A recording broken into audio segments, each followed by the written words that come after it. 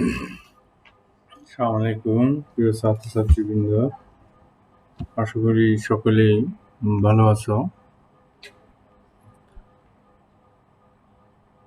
আমরা আজকে আলোচনা করব একাদশ মানবিক শ্রেণীর ইসলামী ইতিহাস ও সংস্কৃতি বিষয়ে দ্বিতীয় পত্রের সালতানাত যুগের সুলতান ফিরোজ শাহ তুগলক।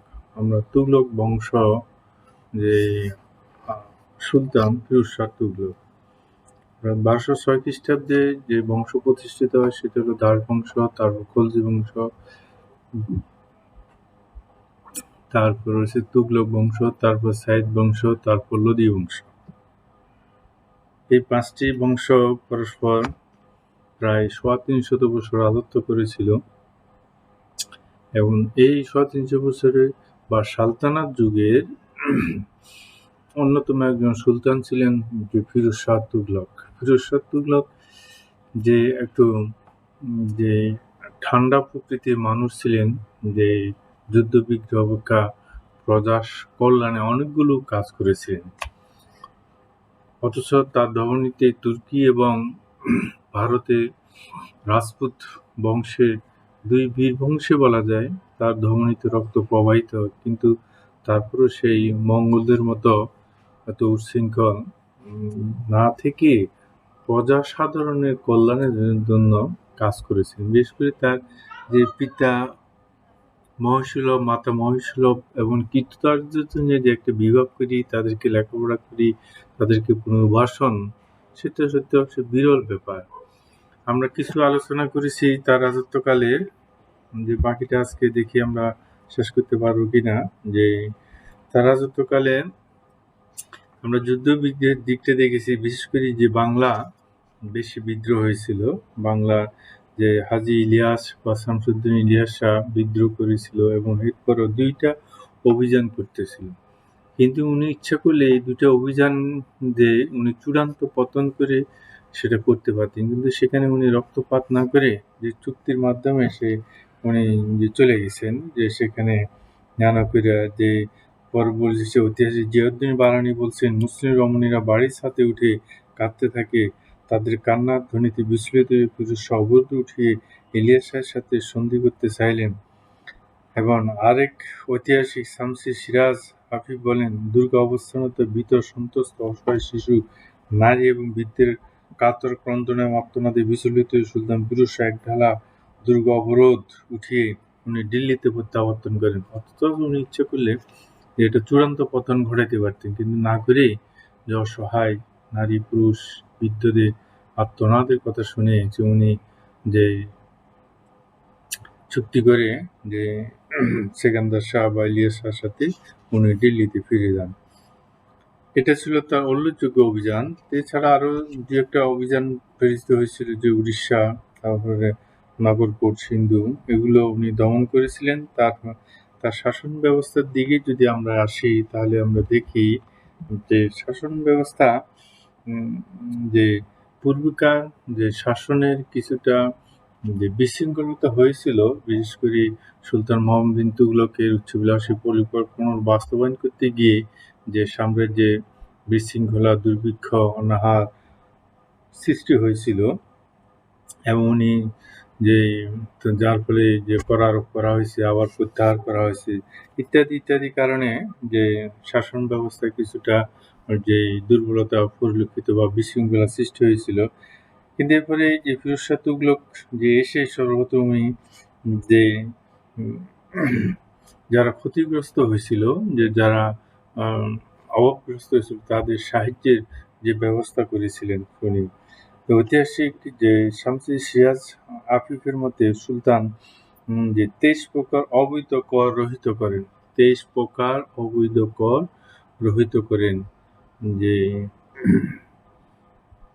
সরকার যে কর আরোপ করে বিভিন্ন ব্যাপারে রাষ্ট্র চলার জন্য, যা আমাদের দেশেও আছে, যে বিভিন্ন কর সরকার পতিত জমিগুলো লিজ দিয়ে দেন, সরকারি চাকরিতে তারা ট্যাক্স দিয়ে থাকে, ব্যবসায়ীরা ট্যাক্স দিয়ে থাকে, যারা যে ঠিকাদারি করে তারা ট্যাক্স দিয়ে থাকে, সেখানে ইনকাম ট্যাক্স আছে, ভ্যাট আছে, তারপরে সার্ভিস চার্জ আছে, বিভিন্ন ক্ষেত্রে সেখানে কর আরোপ করা হয়ে থাকে, যে এটা কোনো সময় যে বেশি হইলে ব্যবসায়ীরা বা অন্যরা সরকারের কাছে আবেদন নিবেদন করে সে কমায়, কোনো সময় কমায় না, ইত্যাদি ইত্যাদি। এখানেও এরকম হয়েছে যে অনেক প্রকার কর ছিল, সেখানে উনি 23 প্রকার কর যে রহিত করে দিয়ে 4 প্রকারের কর রেখেছিলেন: জাকাত, তারপরে জিজিয়া, খারাজ আর ভূমি কর। এই ধরনের 4, যে ঐতিহাসিকেরা বলছেন যে যে যে 4 কর, কোরআন সুন্নাহর মধ্যে 4 প্রকার কর।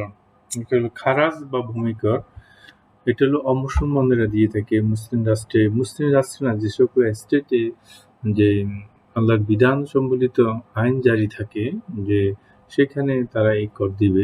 যেমন আমাদের দেশ মুসলিম দেশ, কিন্তু আমাদের দেশে যারা অমুসলিম তারা কি প্রতিরক্ষা কর দেয় না, তারা খারাজ করও দেয় না।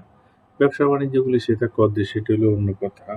যে তারপর আছে খামসা, লুণ্ঠিত দ্রব্য বা খনিজ দ্রব্যের 1/5। খনিজ দ্রব্য, মাটির নিচে তো অঢেল সম্পদ আছে, কোনো দেশে কম আছে, কোনো দেশে বেশি আছে।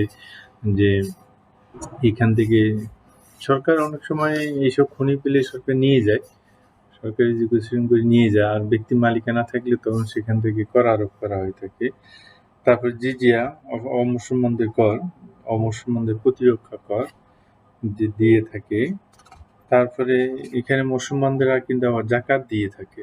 জাকাত, যে এটা হলো আমাদের অন্যতম, এটাকে আমরা কর বলবো না, এটা ইসলামী শরীয়তের একটা বিধান। জাকাত কোনো সময় কর এবং জাকাতের ভিতর পার্থক্য আছে। জাকাত হলো ইসলামী শরীয়তের বিধি বিধান মোতাবেক এটা দিতে হবে, আর কর হলো সরকার প্রধান বা সরকার যেটা নির্ধারণ করে থাকে। আর এটা হলো যে ঠিক নাই কোন বছর কত পার্সেন্ট কর দিবে, যেন এবছর নির্ধারণ করা হয়েছে যে 3 লাখের উপরে যাদের ইনকাম আছে তারা কর দিবে। যাই হোক, 3 লাখ, তারপর পরবর্তী 1 লাখে 5%, তারপর পরবর্তী সম্ভবত 3 লাখে 10%, এরপরে মনে হয় 15%, এইভাবে নির্ধারণ করা আছে। এটা একসময় যে আমরা সরকারি চাকরি করি, একসময় আমরা কর দিতাম না, আয়কর রিটার্ন আমরা দাখিল করছি, কিন্তু এখন পরে 1-2 বছর আমরা দিয়েছি, গভর্নমেন্ট আবার আমাদেরকে ফেরত দিয়েছে, কিন্তু এখন আর যে ফেরত দিচ্ছে, এখন তো বেতন বিল থেকেই কেটে নিচ্ছে। এবং এনবিআর একটা শার্ট আছে, কার বেতন কত হলে কত পার্সেন্ট ন্যূনতম কাটতে হবে সেটা বলেই দিয়েছে।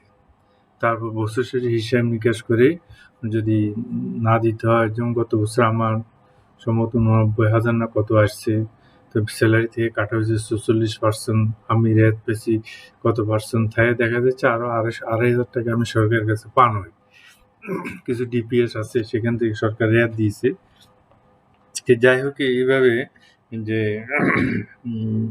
যে যে কর হলে এই, আর জাকাত হলো ইসলাম শরীয়তের বিধান। এটা নবীজির সময় যে ব্যবস্থা ছিল সে এখনো আছে, শতকরা 2 টাকা 50 পয়সা হারে সে দিতে হবে। তার সত্ত্বেও হলো নেশাব পরিমাণ সম্পদ থাকলে, যে এই জাকাত নেশাবটা কি, নেশাবটা হচ্ছে যে 52.5 তোলার 7.5 ভরি স্বর্ণ অথবা 52.5 তোলা রূপা বা 52 তোলা রূপা পরিমাণ সম্পদের মালিক যে হবে, এবং 1 বছর তার নিকট যদি গচ্ছিত থাকে, তার নিকট যদি স্থিতিশীল থাকে, তাহলে তাকে জাকাত দিতে হবে। আর যদি মাঝখান দিয়ে তোমার 6 মাস তোমার থেকে ব্যবসা করতেছো অথবা লস হয়ে গেছে, পরে আবার ঋণ করে আবার দাঁড়াইছো, তখন দেখা যায় তোমার হাতে টাকা, তাহলে তোমার এখানে আবার জাকাত দিতে হবে না। অনেক রেয়াত আছে, সেখানে অনেক বলছি, কিন্তু তারপরে আমরা যে অনেকে আমরা দিই না, যে জাকাত দিতে গিয়ে অনেক লঙ্কাকাণ্ড আমাদের দেশে ঘটতেছে। যাই হোক, আরেকটা কর আছে, যে সেটা হলো উসর, এখানে বইতে উল্লেখ না করলেও সেটা হলো উসর, হলো ভূমি কর। এই ভূমি করটা মুসলমানরা দিব, আর অমুসলমানরা দিব খারাজ কর। এই মুসলমানরা বলল যে প্রাকৃতিক উপায়ে যেটা যে আমাদের ফসলটা হয়ে থাকে, যেমন এখন আমাদের যে আমন ধান লাগাচ্ছে, এটা আমাদের প্রাকৃতিক উপায়ে হয়ে থাকে, এখানে সেচ কার্যের তেমন প্রয়োজন পড়ে না। তবুও আমাদের দেশে অনাবৃষ্টি হলে তখন কোনো সময় যে সেচ কার্য দিয়ে রোপণ করি, আল্লাহর উপর ভরসা করতো, আল্লাহ যদি আকাশ থেকে বৃষ্টি দেয় তাহলে হলো, না হলো না। অর্থাৎ আকাশ থেকে, প্রাকৃতিক উপায়ে আকাশ থেকে বৃষ্টি বাদলের মাধ্যমে যে ফসলটা উৎপাদিত হয়, সেটা 1/10 দিতে হবে। আর যেটা কৃষি সেচের মাধ্যমে যেমন আমাদের ইরিগেশন প্রকল্প যেটা আছে সেটা আমরা দিয়ে থাকি যে 20/1 আমরা দিয়ে থাকি। এইভাবে ইসলামের শরীয়তের যেটা বিধান সেচ কর হয়েছে এইভাবে 10 আর 20 ওটা। আরেকটি হচ্ছে উসর, সেটা হলো বাণিজ্য কর, ব্যবসা বাণিজ্য যারা আছে তাদেরকে যাক ওইদিকে আমরা আর না যাই, যে কর যে অনেকটা রহিত করে দিয়ে এই ইসলামের শরীয়ত সম্মত উপায়ে বা ইসলামের যে বিধানগুলো কর সম্পর্কে আর্থিক যে বিধিবিধানগুলো আছে সেগুলো থেকে এই কয়েকটা উনি বাস্তবায়ন করে। এছাড়া আরো অনেকগুলো কর আছে, সেটা বন্টনের নীতিমালাও আছে, সে অনেক আছে যে আমাদের নবীজির সময়, তারপর খোলাফায়ে রাশিদুনের সময়, আব্বাসীয়দের সময়, তারপর উমাইয়াদের সময় যুগ পরিবর্তন হয়েছে। তোমরা যে এই যে জাকাতের যে বিধিবিধান আছে যে আমরা অনার্সে পড়াই থাকি, সেখানে জাকাত সম্পর্কে আলোচনা করতে গিয়ে অন্তত 15 থেকে 20টা ক্লাস নেওয়া যাবে। জাকাতের এত খুঁটিনাটি এত কিছু আছে, সে এখন যুগের পরিবর্তন হয়েছে, কে দিবে কে দিবে না, কে খেতে পারবে কে খেতে পারবে না, তারপরে কি উপর জাকাত দিতে হবে, কিসের উপর দিতে হবে না, যে কোন অবস্থা থাকলে কি পরিমাণ দিতে হবে, পরিমাণ তো বলাই আছে, সেখানে অনেক আছে খুঁটিনাটি। যে ডক্টর মামুনুল ইসলাম সাহেব উনি লিখেছেন যে ইসলাম অর্থনীতি যে জাকাত ব্যবস্থা, সে বিরাট অনেক। সে যদি অনার্সে পড়তে যায় তখন আমরা, যদি আল্লাহ বাসায় রাখে যায়, তখন আমরা পড়তে পারবো।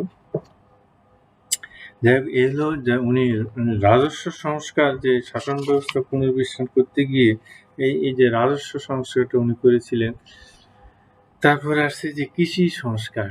কৃষি কিন্তু রাষ্ট্রের অন্যতম একটা আয়ের উৎস হয়ে থাকে। আল্লাহ তাআলা যে তোমাদের তো এখানে নাই, সেই ইসলামী অর্থনীতি অনার্স 4th ইয়ারে পড়াই, যে সে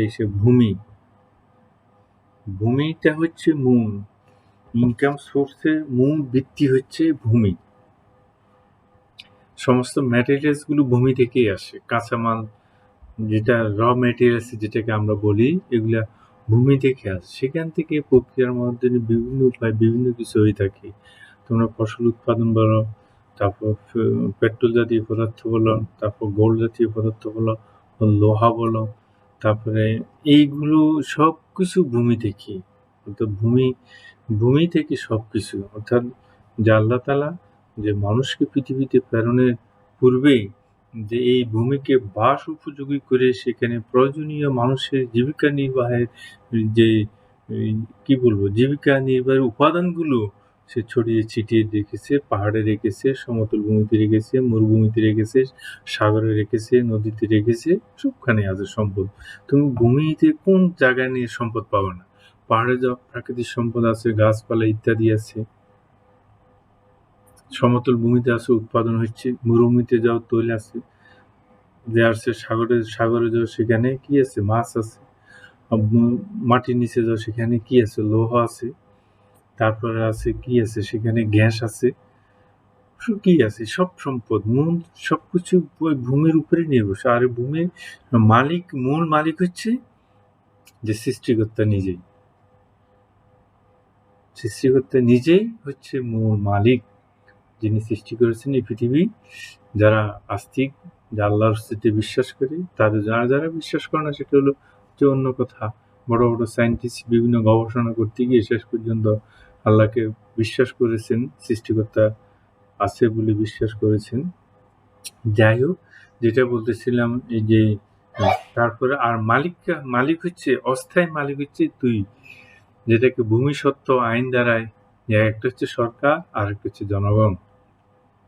এরা হস্তান্তর করতে পারে, সাময়িকভাবে হস্তান্তর করতে পারে, কিন্তু মূল মালিক হচ্ছে যা আল্লাহ। আল্লাহ হচ্ছে এই বিশ্ব, এই পৃথিবী যা আছে, গ্রহ নক্ষত্র যাই কিছু আছে, সবকিছু মালিক হচ্ছেন আল্লাহ। সরকার যখন ক্ষমতা আছে, সরকার এই দেশের যে পরিচালনার দায়িত্বে আছেন, সে যেখানে প্রয়োজন সরকার সেটা ভূমি নিতে পারেন।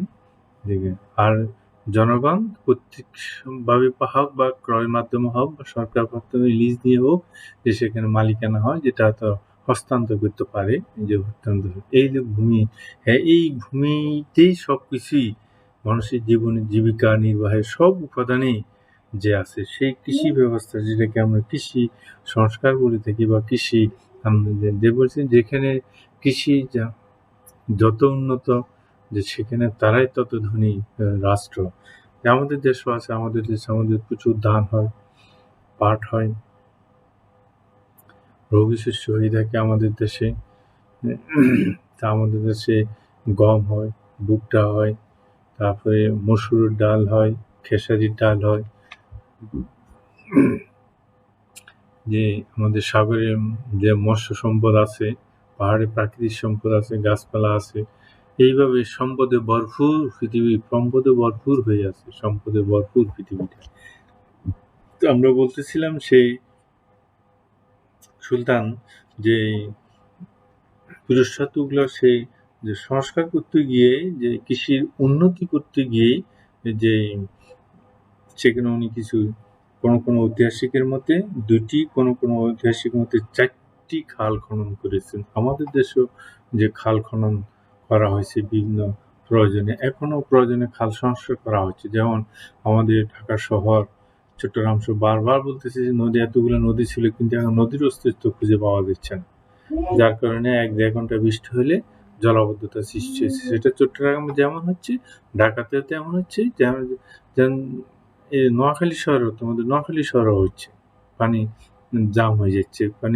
অর্থাৎ আমরা যখন বাড়িঘর আমরা করতেছি, তখন আমরা পানি যাওয়ার প্রয়োজনীয় ব্যবস্থা আমরা রাখতেছি না, যেটাকে এক কথা যদি যে মাস্টার প্ল্যান অনুসারে তোমাদেরকে আবাসিক এলাকা গড়ে তুলতে হবে। এখন যার কারণে না হওয়াতে এখন আমাদের যে এই করোনা মহামারীর সময় আমাদের এখন আবার ডেঙ্গু দেখা দিয়েছে। সেই ডেঙ্গুটা কোথায় হচ্ছে? যেখানে পানির জলাবদ্ধ অবস্থা আছে, সেখানে ডেঙ্গু উৎপাদিত হচ্ছে। আর পানি বৃষ্টি হলে ১ ঘন্টা পানি জাম হয়ে যাচ্ছে।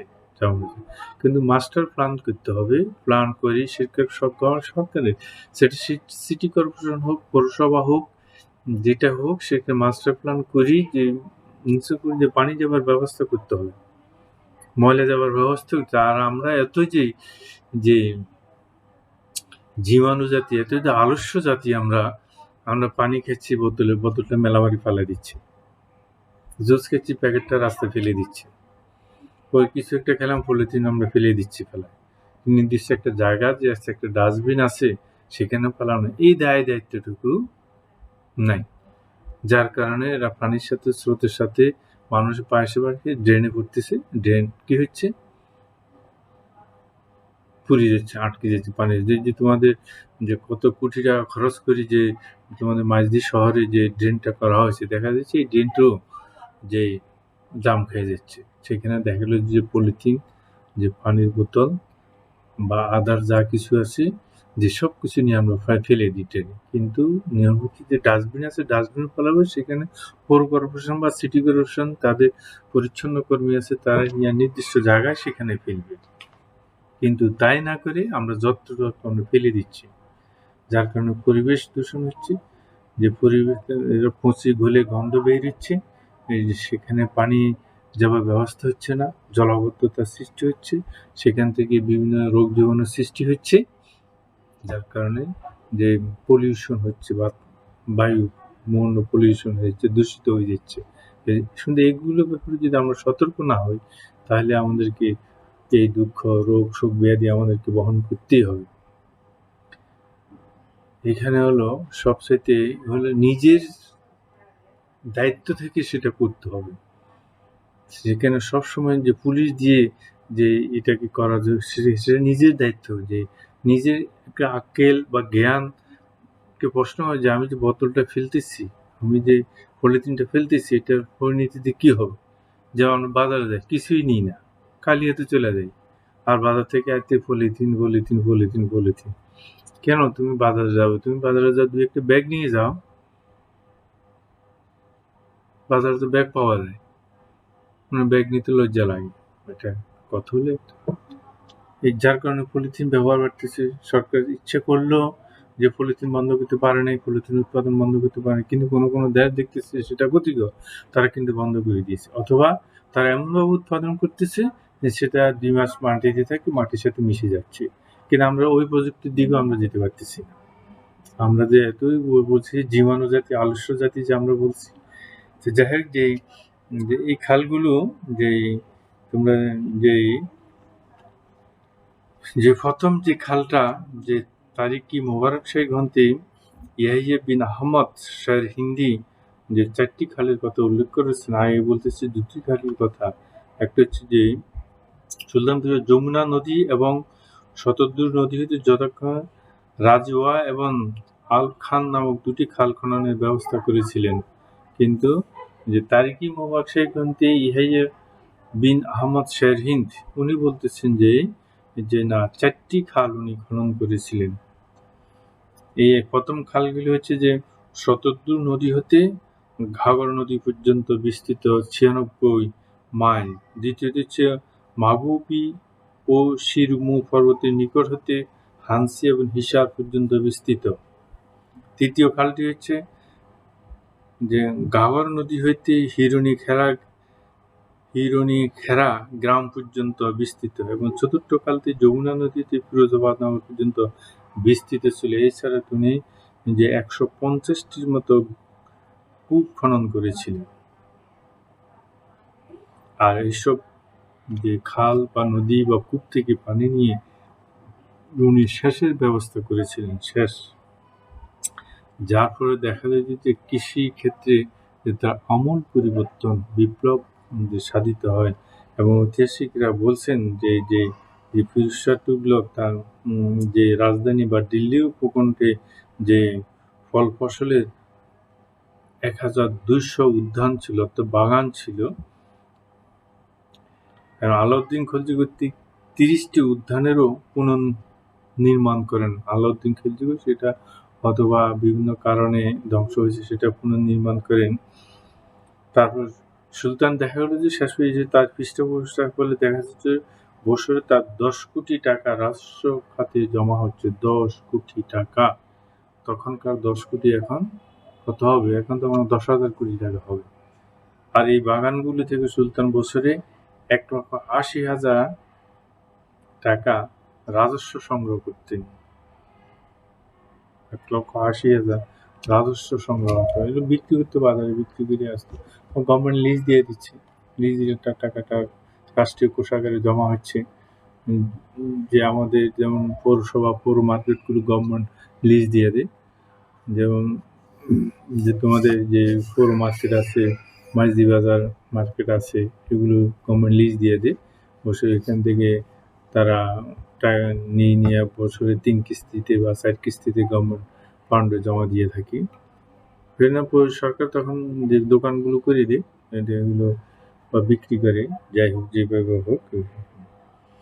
তারপর ব্যবসা বাণিজ্য দিকে উনি মনোযোগ করেছেন। কৃষি খাতে, কৃষি যে সংস্কারের পর ব্যবসা বাণিজ্যের দিকে উনি মনোযোগ দিলেন। এই মনোযোগ দিতে গিয়ে উনি যে ফিরোজ শাহ সর্বন্ত আন্তঃপ্রাদেশিক শুল্ক উঠিয়ে দিন। এক প্রদেশ থেকে অনেক প্রদেশে যেতে যে মাল সেটা কর দিতে হবে বা শুল্ক দিতে হবে, সেটা উনি উঠিয়ে দিয়েছেন। যেমন আমাদের দেশে এখন যে এখন চাউলের দাম বাড়তেছে, তারপরে যে উত্তরবঙ্গ থেকে বিভিন্ন জিনিস দক্ষিণবঙ্গে আসে বা দক্ষিণবঙ্গ থেকে বিভিন্ন জিনিস উত্তরবঙ্গে যায়, দেখা গেল যে সেখানে যে যারা মাল আনতেছে ব্যবসা, তারা ঘাটে ঘাটে টাকা দিতে হচ্ছে। সেখানে যে যদি আমরা বলি যে একজনের লাইসেন্সধারী মাস্তানরাও নিচ্ছেন আর স্থানীয় মাস্তানরাও যে চাঁদা নিচ্ছেন, যার কারণে দ্রব্যমূল্যের দাম যে বাড়তেছে। যেমন কিছুদিন যেই ঈদ উল ফিতর গেল, সেখানে একটা ট্রাক উত্তরবঙ্গ থেকে আসতে তাদেরকে কত জায়গায় নাকি ট্যাক্স দিতে হচ্ছে, চাঁদা দিতে হচ্ছে। ট্যাক্স বলবো না, সেটাকে চাঁদাই দিতে হচ্ছে। কেন এই চাঁদা দিব? চাঁদা কেন দেওয়া হবে? কি জন্য দেওয়া হবে? যার কারণে দ্রব্যমূল্যের উপর দাম বাড়তেছে। একটা ট্রাককে যদি ৫০,০০০ টাকা চাঁদা দিতে হয়, তাহলে এই ৫০,০০০ এই টাকাটাতে এই ট্রাকের যে মাল আছে তার উপরে বর্তাবে।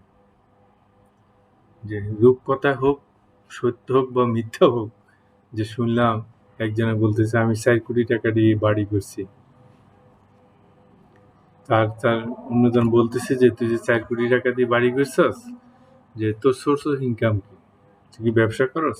কন্ডাক্টরি করস? চাকরি করস?" কিছুই করে না। সে ৪ কোটি টাকা দিয়ে বাড়ি করছে। আবার সে একদম বুক ফুলে বলতেছে তার বাড়ি ৪ কোটি টাকা দিয়ে বাড়ি করছে সে। পৃথিবীতে যে মহাদুর্যোগ, মহাপ্রলয় যে আল্লাহ তাআলা পাঠায়, কি জন্য পাঠায়?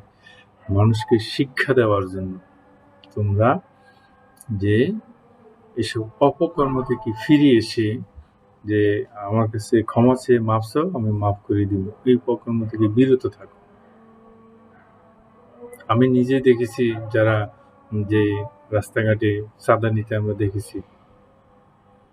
টাকা নিচ্ছে, ৳১০, ৳২০, ৳৫০, ৳১০০ নিচ্ছে। এক্ষেত্রে আমাদের যে আমরা যারা শ্রমিক শ্রেণী আছে, আমাদেরও কিছু দোষ আছে, ওদেরও দোষ আছে। আমরা গাড়ির লাইসেন্স নেই, ড্রাইভিং লাইসেন্স নেই। আমরা মাসের পর মাস জিবি বলে, জিবি দিচ্ছি, জিবি দিয়ে গাড়ি চালাচ্ছি, ট্রাফিক আইন লঙ্ঘন করতেছি। সেদিন দেখলাম কোন জায়গায় জ্যাম পড়ছে, সব একটার পিছে একটা গাড়ি থামিয়েছে। আর আমরা কি করি? যখন জ্যাম পড়ছে তার বাম পাশে, তার বাম পাশে তার দিয়ে বাস রাস্তাটা ২ দিকে ব্লক হয়ে গেছে। আমার কথা হলো যখন জ্যাম পড়ছে সিঙ্গেলে থাকো, জ্যাম ছুটে গেলে বা কোনো কিছু পড়ছে সেটা সরাই দিলে তো খুলে গেল না, খুলবে না। কে কাকে ওভারটেক করবে, এই ওভারটেক করতে যাইয়ে দেখা যাচ্ছে যে প্রচুর কর্মঘণ্টা নষ্ট হচ্ছে, প্রচুর জ্বালানি নষ্ট হচ্ছে। অথচ সেখানে ৫ মিনিট যদি আমি দাঁড়ায় যাই, তাহলে ওই যেখানে জট পড়ছে জটটা খুলে গেলে আমরা চলে যেতে পারি, গাড়ি চলে যেতে পারে। কিন্তু সেটা না কইরা জ্যাম দিয়ে এরপর ঘন্টার পর ঘন্টা বসে গেল বাস। যে গাড়ির ফিটনেস নাই, গাড়ি তো যে সে ফিটনেস বা সেটা রোডে চলার উপযোগী না, সেটা আমরা চালাচ্ছি। সেই আমাদেরও দোষ আছে, আর যারা এসবগুলো করে তাদেরও দোষ আছে। উভয় পক্ষেরই দোষের সংমিশ্রণে যে চলতেছে। যাই হোক, আল্লাহ আমাদেরকে এই থেকে পরিত্রাণ দান করুক। যে আমরা বলতেছিলাম বাণিজ্য কর, যে বাণিজ্য কর বা শুল্ক, আন্তঃপ্রদেশে শুল্ক কর যে উঠিয়ে দিয়েছেন, তারপরে শুল্ক উঠিয়ে দেওয়ার পর দেখা গেল যে ব্যবসা বাণিজ্যে স্থিতিশীল যে এখন আমাদের চালের দাম বাড়বে। আমাদের সরকার, মাননীয় সরকার মহোদয় বলতেছে যে আমাদের খাদ্য গুদামে প্রচুর খাদ্য আমাদের মজুত আছে, সুতরাং দ্রব্যমূল্য চালের দাম বাড়ার তো কোনো কথা না। কিন্তু তারপর কেন বাড়তেছে? তাহলে গলতটা কোথায়? আমাদের দেশের ব্যবসায়ীদের আর কত টাকার দরকার? এই মহা দুর্যোগে মানুষকে সাহায্য করবে, মানুষের পাশে দাঁড়াবে, কিন্তু সেটাতে না গিয়ে আমরা আবার বাড়াচ্ছি। তারা বলে যে মিল মালিকেরা বাড়াচ্ছে, মিল মালিকেরা বলে যে খুচরা ব্যবসায়ী তারা বাড়াচ্ছে, আবার বলে যে পরিবহন ভাড়া বাড়ছে। পরিবহন ভাড়া বাড়বে কি? তেলের দাম বাড়ছে নি, তাহলে পরিবহন ভাড়া বাড়বে কেন? একটাকে দোষ দিচ্ছে, একজন একজনকে দোষ দিচ্ছে। সেজন্য আমি বলতেছি যে শেরশাহ শাসনামল বা আলাউদ্দিন খিলজির শাসনামলে ফিরে যেতে হবে আমাদের। এবং যারা এগুলো করে তাদেরকে কঠোর হস্তে দমন করতে হবে এবং প্রকাশ্য দিবালোকে শাস্তি দিতে হবে। না হলে কিন্তু এইভাবে আমাদের দেশের যে আইন ব্যবস্থাকে আরো সংস্কার করি, এদেরকে দৃষ্টান্তমূলক সাথে সাথে শাস্তি দিতে হবে। না হয় এটা রোধ করা কিন্তু সম্ভব হবে না। শেষ পর্যন্ত এক শ্রেণীর যেখানে যে পুঁজিবাদের যে অভিশাপ, যে সেটাই আমাদের সৃষ্টি হবে। এক শ্রেণীর লোক উপরে উঠে যাবে ধন সম্পদ নিয়ে, যে আরেক শ্রেণীর লোক গরিব অসহায় পড়ে যাবে। সত্য মিথ্যা জানি না, সেই পত্রিকায় রিপোর্ট আছে যে সুইস ব্যাংকে বাংলাদেশিদের সবচেয়ে বেশি টাকা জমা নাকি, আল্লাহ ভালো জানে। যাই হোক, যে এইগুলো উনি উঠিয়ে দেওয়া হয়েছে, উঠিয়ে দেওয়ার ফলে দেখা গেল যে যে দ্রব্যের মূল্যের দাম যে সবসময় স্থিতিশীল থাকে, সেখানে তেমন একটা হ্রাস বৃদ্ধি হয় না। সেখানে দু একটা ৪টা জিনিসের দাম বইতে উল্লেখ করছে, দেখা যাচ্ছে যে এক মণ গম আর জিতল বলছে, জিতল ১ মণ গম। এমনি তো আমরা আছি যে শায়েস্তার খামারে বাংলায় টাকায় ৮ মণ চাল পাওয়া যেত।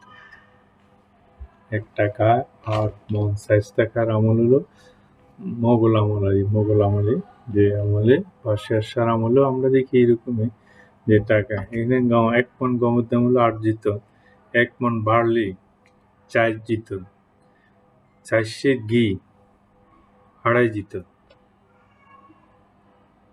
এটা তখনকার সময় মুদ্রা আর জিতটা হলো মুদ্রা, তখনকার সময় মুদ্রা যে বলতেছে জিত বলতেছে।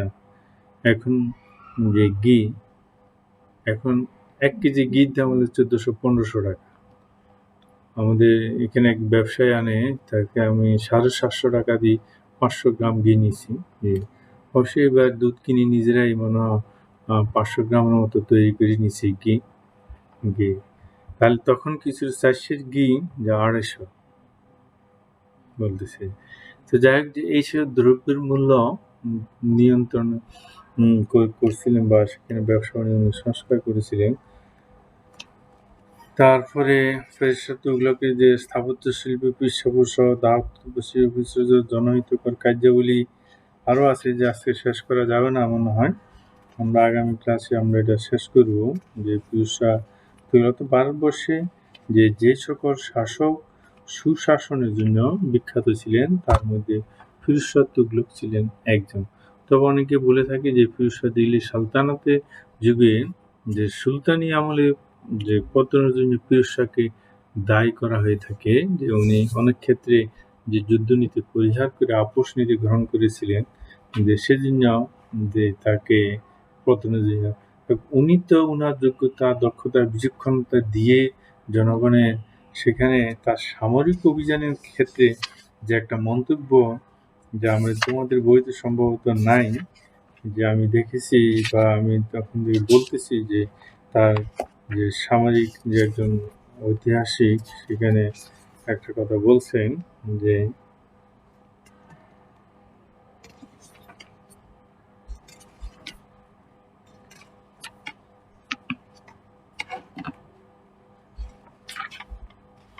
যে কথাটা ঐতিহাসিকরা বলছেন, যে ঐতিহাসিক যে ভি.ডি. মহাজন, উনি বলছেন যে সামরিক ক্ষেত্রে ব্যর্থতা সত্ত্বেও তিনি বিভিন্ন ক্ষেত্রে বহুবিধ সংস্কার প্রবর্তন করে জনগণের শুভেচ্ছা লাভ করেছিলেন। সামরিক ক্ষেত্রে ব্যর্থতা সত্ত্বেও বিভিন্ন ক্ষেত্রে বহুবিধ সংস্কার প্রবর্তন করে জনগণের শুভেচ্ছা লাভ করেছিলেন। সুন্দর বন্ধু তার শাসন ব্যবস্থা, যে আমরা দেখি যে অন্যান্য দিকে জনগণ তাকে যে আরেকজন মন্তব্য করেছিলেন, যে সুলতান ফিরোজকে জনগণ ভালোবাসত, সম্ভবত সম্মানও করত, কিন্তু কেউ তাকে ভয় করত না। সুলতান ফিরোজ কি জন্য, তার যে কিছু কিছু নীতি আছে, সেসব নীতিগুলোর জন্য যে জনগণ তাকে ভালোবাসত।